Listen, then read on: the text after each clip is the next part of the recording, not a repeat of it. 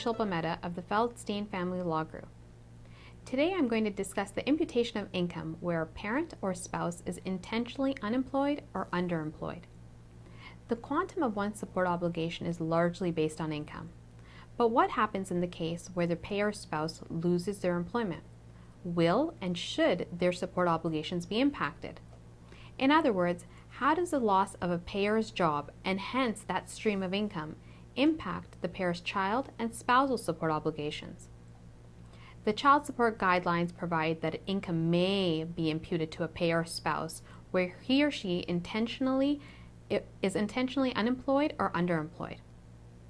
Section 19A of the guidelines allows a court to impute such amount of income to a spouse as it considers appropriate in the circumstances, which circumstances include that the spouse is intentionally underemployed or unemployed.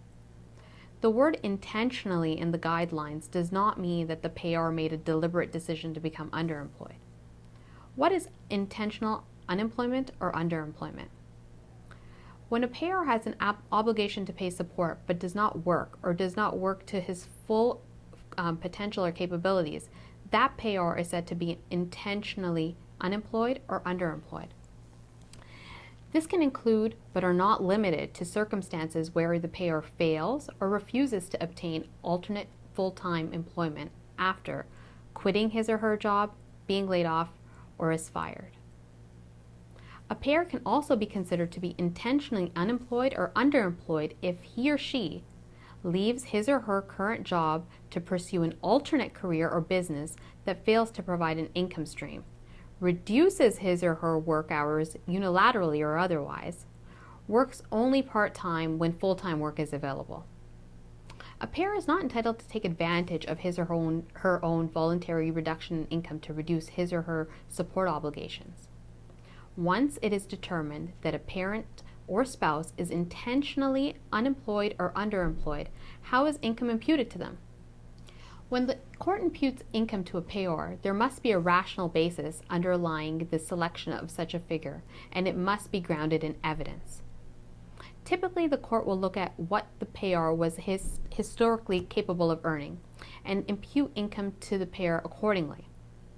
In cases where the payor fails or refuses to obtain employment for which they are trained, the court may look at the availability of jobs in that field and industry, and the industry standard of salary, benefits, and otherwise to determine the quantum of income to be imputed.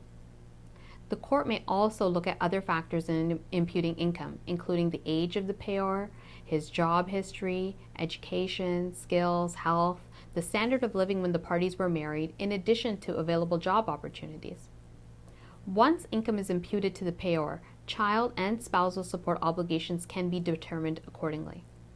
If you would like more information on this and or other issues, please feel free to contact us at the Feldstein Family Law Group at 905-415-1636.